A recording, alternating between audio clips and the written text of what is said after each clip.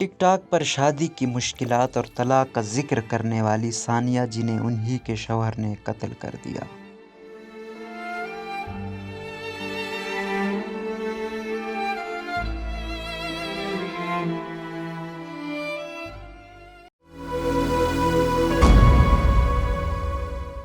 उनके बैग तैयार थे और वो आज़ाद होने को तैयार थीं। वो शायद 21 जुलाई का दिन होना था जब 29 साला सानिया खान ने अपनी नाखुशगवार शादी के खात्मे पर अपने आबाई इलाके चिटानोगा में अपनी ज़िंदगी की नई इब्तिदा करने के लिए अमेरिकी शहर शिकागो को खैरबाद कहना था। लेकिन ऐसा ना हो सका और उसकी मैयत एक ताबूत में उनके घर टेनेसी पहुंचा दी गई। इससे 3 दिन पहले पुलिस ने सानिया खान को शिकागो में उनके घर के दरवाजे पर बेहिस हरकत पाया था। ये वही घर था जिसमें वो अपने साबका शौहर 36 साला राहील अहमद के साथ रहती थी। उनके सर के पिछले हिस्से में गोली लगी थी और मौके पर ही जान बहक हो गई थी। पुलिस के पहुंचने पर राहील अहमद ने खुद को गोली मारकर खुदकुशी कर ली। शिकागो सन टाइम्स के साथ शेयर की गई पुलिस रिपोर्ट्स के मुताबिक ये जोड़ा तलाक के मरले से गुजर रहा था और सानिया खान से अलहदा होकर राहील अहमद अमेरिका की एक दूसरी रियासत में रहने चले गए थे। लेकिन फिर वो तकरीबन 700 मील का सफ़र करके अपनी शादी को बचाने के लिए अपने साहब का घर वापस आए थे। इस तरह नौजवान पाकिस्तानी नजाद अमेरिकी फोटोग्राफर सानिया खान की ज़िंदगी का अलमनाक आखिरी बाब कत्ल और ख़ुदकुशी ठहरा। सानिया खान को हाल ही में सोशल मीडिया प्लेटफार्म टिकटॉक पर जनूबी एशियाई बिरादरी में शादी के सदमों और तलाक की बदनामी के खिलाफ लड़ने वाली खवातीन की आवाज़ के तौर पर पहचान मिलने लगी थी। सानिया की मौत ने उनके दोस्तों को हिला कर रख दिया और उसका असर उनके उन फॉलोअर्स पर भी हुआ जो ये कहती हैं कि उन्हें अपने चेहरे मैरे की वजह से नाखुशगवार रिश्ते में दबाव बर्दाश्त करना पड़ता है। उनकी यूनिवर्सिटी की एक दोस्त ब्रियाना विलियम्स ने बताया कि वो बहुत ज़्यादा पुरजोश थी और उसने कहा था 29वां साल उनका साल होने वाला है और ये कि उनके लिए एक नई शुरुआत होने वाली है। दोस्तों के लिए सानिया खान की मौजूदगी खुशी का बायस हुआ करती थी। वो हमेशा मुस्बत सोच और बेलौस खिदमत के जज्बे से सरशार रहती थी।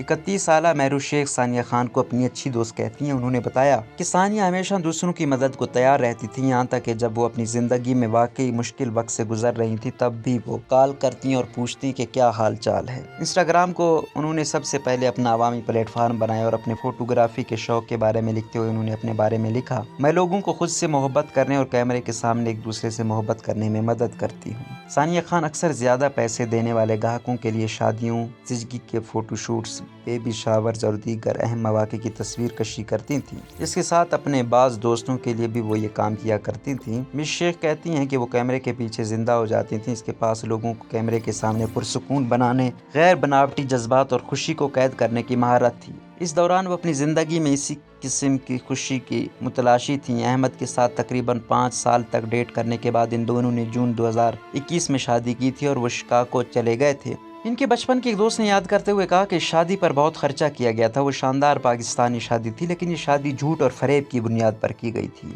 सानिया खान के दोस्तों का दावा है कि राहील अहमद को तवील अरसे से ज़हनी सेहत के मसाइल का सामना था। ये जोड़ा शादी से पहले ज़्यादातर फासलाती रिश्ते में रहा था और इसी वजह से दोस्तों का कहना है कि उनके दरमियान अदम मुताबिकत की बातें वाज़ेह तौर पर सामने ना आ सकी। इनकी दोस्त ने कहा कि उनके दरमियान मसाइल गुज़िश्ता दिसंबर में उस वक्त सामने आए जब सानिया खान ने उन्हें बताया कि अहमद को ज़हनी सेहत के मसाइल हैं और इसलिए वो खुद को गैर महफूज महसूस करती हैं। इसके मुतालिक बात करने के लिए BBC ने अहमद के ख़ानदान तक पहुंचने की कोशिश की, लेकिन पहुंचने से कासिर रहा। दूसरी जानिब सानिया खान के ख़ानदान से सानिया की दोस्तों के तवस्सुत से रब्ता करने की कोशिश की गई, लेकिन उन्होंने इस बाबत बात करने से इनकार कर दिया। वायलेंस पॉलिसी सेंटर के मुताबिक अमेरिका में हर हफ्ते तकरीबन 1 दर्जन वाक़यात होते हैं जिनमें कत्ल के बाद खुदकुशी कर ली जाती है और इस नौयत के केसेस में से तकरीबन 2/3 में करीबी साथी शामिल होते हैं। घरेलू तशद्दुद पर नज़र रखने वाले माहिरीन का कहना है कि जब कोई रिश्ता टूट रहा होता है तो ऐसे में ख़वातीन को के ही साथी यानी शौहर के हाथों मारे जाने का सबसे ज़्यादा खतरा होता है। सानिया खान की दोस्तों का कहना है कि गुज़िश्ता 10 दिसंबर में पेश आए वाक़यात ने सानिया को अपनी नाखुशगवार शादी के बारे में खुलकर बोलने पर आमादा किया, वरना इससे कबल वो अपने ताल्लुकात की तफसीलात को पोशीदा रख रही थी। उनका कहना था कि सानिया खान ने अपनी शादी के बाद वाली जद्दोजहद के बारे में बात की। उन्होंने बताया कि उनका शौहर उनके साथ सो नहीं रहा था और अक्सर अजीब व गरीब सलूक करता था। वो डॉक्टर की मदद लेने या इलाज के लिए उनकी दरख्वास्तों से इनकार करता रहा था, लेकिन दोस्तों का कहना है कि उन्होंने सानिया को शादी तोड़ देने का मशवरा दिया, जबकि के कुछ दोस्तों ने उन्हें इस मुश्किल रिश्ते को निभाने की तायद की। 26 साला मिस विलियम्स ने कहा कि उनकी दोस्त सानिया उस वक्त फट पड़ी जब वो मई में शिकागो में आखिरी बार मिले थे।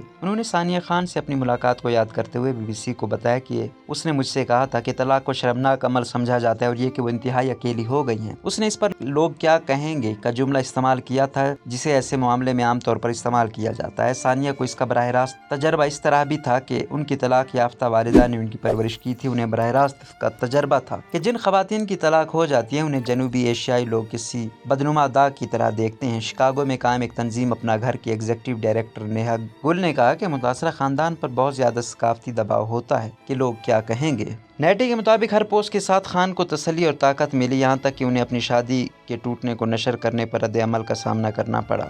उनकी मौत के वक्त 20,000 से ज़्यादा लोग टिकटॉक पर सानिया खान को फॉलो कर रहे थे। 35 साला बिस्मा परवेज़ उनकी फॉलोअर्स में से एक हैं और वो पाकिस्तानी नज़ाद अमेरिकी मुसलमान खातून है। उन्होंने कहा, मुझे याद है मैंने उनकी जब पहली वीडियो देखी थी तो मैंने सिर्फ उनके लिए दुआ की थी। इन हालात में ख़वातीन से कहा जाता है कि वो सब्र करें और बदसलूकी वाले ताल्लुकात में सब्र मुनासिब जवाब नहीं है। उन्होंने अपनी एक टिकटॉक वीडियो में सानिया खान की मौत पर अफसोस का इजहार करते हुए कहा, जो टिकटॉक पर बहुत से लोगों ने शेयर किया। इसके बाद से उसके मुतालिक बातचीत में तेजी आई। शिकागो में तंजीम अपना घर ने कहा कि वो इस माह के आखिर में सानिया की मौत का 1 माह मुकम्मल होने पर एक वर्चुअल पैनल डिस्कशन मुनक्किद करने का इरादा रखते हैं। मिस कहती हैं कि हर कोई इस पर चुप है, लेकिन सोशल मीडिया आपको ये समझने में मदद करता है कि दुनिया भर में एक इतना बड़ा मसला है। हम खवातीन को हमेशा अपनी हिफाजत के लिए कहते हैं, लेकिन ये ज़रूरी है कि बेटों की परवरिश इस तरह की जाए कि वो खवातीन का एहतराम करें। ये तरबियत घर से शुरू होती है और हर घर को ये तब्दीली लाना होगी। रोज़नामा कुदरत की वीडियो देखने के लिए अभी YouTube चैनल पर सब्सक्राइब करें और बेल आइकन पर भी क्लिक करें।